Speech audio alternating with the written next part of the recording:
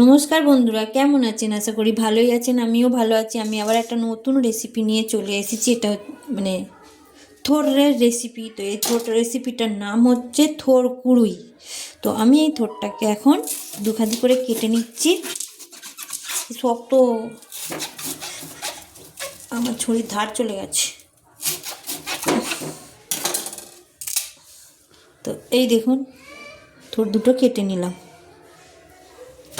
তো এবারে আমি এই থোড়টাকে কুচি কুচি করে কেটে নেবো। তো থোড়ের গায়ে একটা, এই যে দেখতে পাচ্ছেন খোলা আছে, এইটা আমি ছাড়িয়ে নিচ্ছি। তো এবার আমি এটাকে চাকা চাকা করে কেটে নেবো। আর এই যে দেখতে পাচ্ছেন বন্ধুরা, এই যে থোড়ের যে এই যে সুতুলিগুলো, এই সুতুলিগুলো ভালোভাবে এইভাবে আঙুলের সাহায্যে জড়িয়ে জড়িয়ে ছাড়িয়ে নেবেন। তো আমি এখন এইভাবে চাকা চাকা করে কেটে নিয়ে আগে, এই দেখুন এখনও সুতুলি উঠছে। যতবার কাটবো ততবার এই যে এই সুতুলিগুলো উঠবে। তো এইভাবে নিয়ে নিতে হবে। তো আমি এইভাবে চাকা চাকা করে কেটে নিই। নেবার পর আবার আপনাদের সামনে আসছি। তো এই দেখুন আমি চাকা চাকা করে কেটে নিয়েছি থোড়গুলো। তো আগে আমি কেটে নিয়েছি থোড়। তো এইভাবে সরু সরু করে, তো আপনাদেরকে দেখানো হয়নি বলে আমি এই জিনিসটা রেখেছি এতটা অংশ। তো এটা এবার আমি সরু সরু করে কেটে নিচ্ছি আপনাদের সামনে।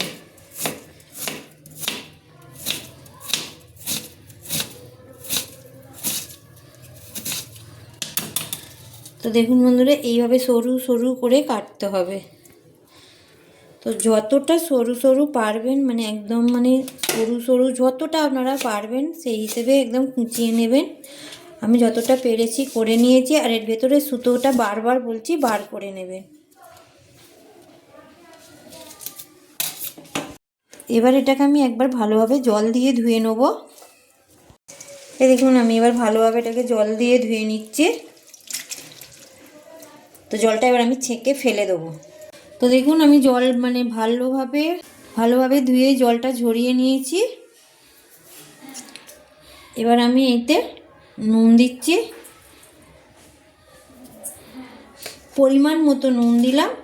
দিয়ে এবার এটা আমি ভালোভাবে নুনটার সাথে মিশিয়ে নেবো। মানে একদম চটকাবো না, এটাকে এইভাবে মিশিয়ে নেবো। নিয়ে এবার এটা আমি 15 মিনিট আলাদা রেখে দেবো। তো সেই ফাঁকে আমি এর মধ্যে কি কি মশলা লাগে সেই মশলাগুলো আমি একটু রেডি করে নিই। আমি বললাম না যে থোড়টা নুন মাখানো আমার কি কি লাগবে সেটা একটু রেডি করে নিই। তো আমি রেডি করছি। এখানে আমি নিচ্ছি সাদা সর্ষে 2 চামচ, কালো সর্ষে 1 চামচ। এবার আমি এই কালো সর্ষে আর সাদা সর্ষেটা পিষে নেব। তো এই দেখুন থোড়টা নুন দিয়ে রেখে দিয়েছিলাম 15 মিনিট পর আমি নিয়ে এলাম। তো থোড়টা দেখেছেন কতটা নরম হয়ে গেছে। এবার আমি এটাকে চেপে চেপে এইভাবে, দেখুন জল বেরোচ্ছে, এইভাবে জল বার করে নেব। তো আমি এটা নিগড়ে নিই, জলটা বার করে নিয়ে আবার আপনাদের সামনে আসছি। এই দেখুন আমি থোড়গুলো নিগড়ে নিয়েছি। আর এই দেখতে পাচ্ছেন এই যে এই জল বেরিয়েছে। তো আমি গ্যাস জেলে বসিয়ে দিয়েছি। এবার আমি এতে তেল দেবো। তো কড়াটা গরম হোক। কড়া গরম হয়ে গেছে, আমি এবার এতে তেল দিচ্ছি।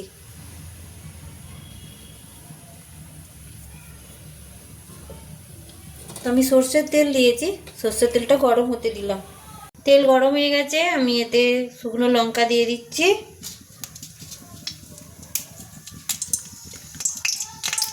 তো আমি 3টে শুকনো লঙ্কা দিয়েছি, দেখুন এইভাবে ফাটিয়ে দিয়েছি।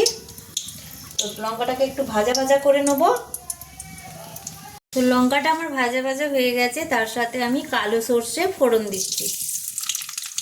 তো সর্ষেগুলো যতক্ষণ চড়বড় করে না ফুটছে ততক্ষণ দেখবেন সর্ষেটা ভালো ভাজা হয়নি। তো দেখুন আমার সর্ষেটা চড়বড় করে ফুটে গেছে আর আমার লঙ্কার ফোড়ন হয়ে গেছে। তো আমি এর ওপরে এবার এই যে থোড়টা নিগড়ে রেখে দিয়েছিলাম জল ঝরিয়ে, তো সেটা এবার এর উপর দিয়ে দিচ্ছি।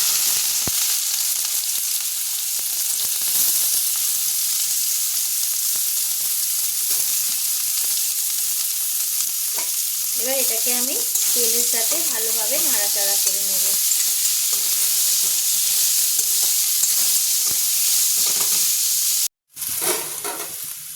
আমি এবার এই থোরটাকে ভালোভাবে তেলের সাথে মিশিয়ে নিয়েছি আর একটু ভালো করে কষিয়ে নিয়েছি। এবার আমি এটাকে চাপা দিয়ে দেবো আর গ্যাসটাকে একদম স্লো করে দেবো, একদম জোর থাকবে না। আমি এবার সব থোরটাকে সামনে মানে এক জায়গায় জড়ো করে নিলাম, নিয়ে এবার আমি চাপা ঢাকা দিয়ে দিচ্ছি। এইভাবে আমি এবার ভালোভাবে চাপা দিয়ে দিলাম। তো এবার আমি এই ঢাকনটা খুলে নিলাম, নিয়ে আমি এবার এটাকে ভালোভাবে নাড়াচাড়া করে কষে নেব। একদম এইটা ঝুড়ো ঝুড়ো হয়ে যাবে, এর যাতে জল না থাকে। তো আমি এটা ঝুড়ো ঝুড়ো করে নিয়ে আবার আসছি।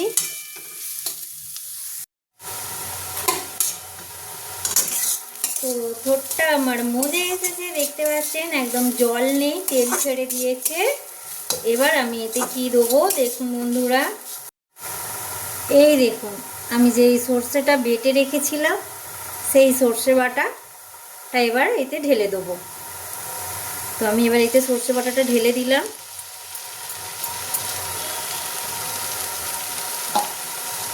দিয়ে এবার এটা ভালোভাবে এর সাথে মিশিয়ে নেব।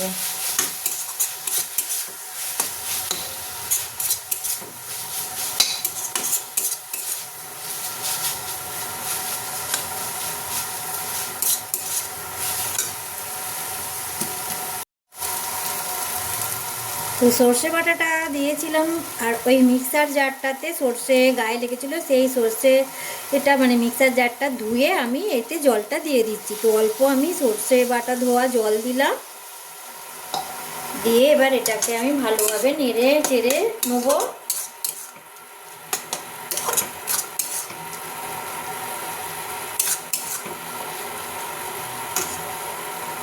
আমি দিয়ে দিচ্ছি স্বাদ অনুযায়ী নুন,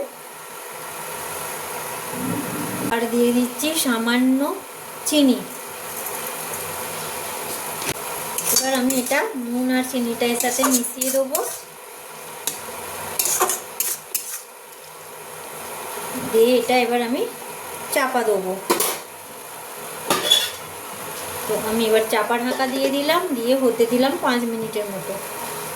এবার আমি ঢাকন খুলে নিচ্ছি, আমি আবার এটা ভালোভাবে নাড়াচাড়া করে নিচ্ছি।